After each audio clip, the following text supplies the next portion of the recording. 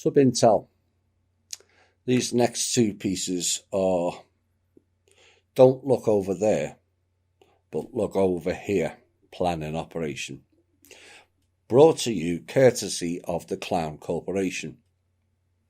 Now, is it a coincidence that Lisa Page met MI6? Hillary was hobnobbing with extended royals in the UK just before Trump arrived, and then this happens. Connect the dots. A police officer shot and killed a man allegedly wearing a fake bomb on a London bridge on Friday, after several people were allegedly stabbed in what the police officer called a terrorist incident, which happened to paralyse one of the busiest arteries through the city. And the chaotic clash in a country where shootings are rare involved several officers and also civilians, and sent scores of people fleeing from the bridge and areas near it on both sides of the River Thames. Now, this also revived memories of recent terrorist attacks in London, including one on the same bridge in 2017. I think that was one of 3 bridge incidents that particular year in London.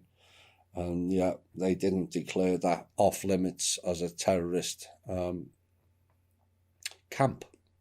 Seems to me terrorists live on London bridges, does it not? Maybe they should shut the bridges down. And very quickly it was declared a terrorist incident, according to Neil Basu, Assistant Commissioner of the Metropolitan Police.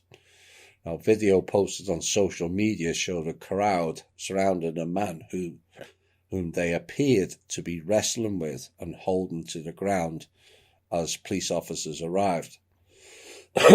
Now, one man can be seen carrying a large knife away from the area as at least 3 police officers responded with guns drawn. Now, the police pulled the other people away from the man who was on the ground, and then the officer appeared to fire at least 1 shot, hitting the man and prompting screams from bystanders, according to the report.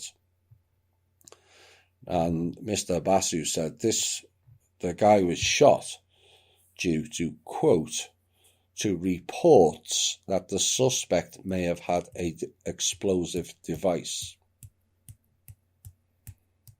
And specialist officers also attended the scene. And then says, however, I can confirm at this time we believe a device strapped to the body of the suspect is a hoax explosive device. In other words, it didn't exist. And subsequently, that man died at the scene, he said. Now, it's funny you should say that, as the dead man lying on the bridge was seen moving a blanket over his head on the video. Oops. Go and check it out before it gets deleted off YouTube.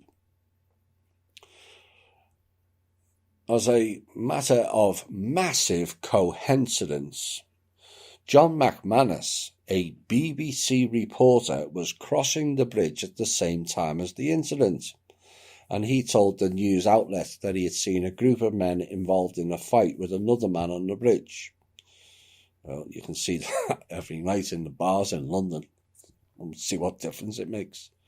And then the police then arrived and a number of shots were fired at this man, he said. And then we had a load of witnesses who reported this and that. Does anyone ask the question, who were the witnesses? Nobody asks. They just assume that that was a normal bystander telling them their story. Does anybody ask whether those witnesses were planted there? Were they MI5 or MI6? It was not far. The headquarters is not that far from that bridge. Who just happened to be walking on that bridge at the exact same time as the BBC reporter. Perhaps what was really happening is Just walking past him was a politician who just happened to be drafting a British Patriot Act, and he saw the incident and wrote 300,000 pages out whilst on the bridge, created a bill and was passed in Parliament that afternoon. A bill that is called the RFF Act, known as Repeat False Flag Acts, all because the jackasses never got their carrots. Now, for further questions on this whole incident, given how certain agencies operate in prisons, from Russia with Love 7, you can go and check it out. One has to look more closely at the information that was released after the event. The attacker, Usman Khan, which translates as US man priest. Coincidence? And he was allegedly released from prison about a year ago after agreeing to wear an electronic tag as part of his bail conditions. And the Ministry of Justice learned of the man's identity soon after the attack and ordered a review of his case. I thought he was dead. Can you say Manchurian candidate? But then the plot thickens, as the person who they named as having died in this event outside of the terrorist was Jack Merritt, who just happened to have appeared previously on the BBC in his role as a prison reformer. Oh my, isn't it strange how life throws up these strange coincidences? Not.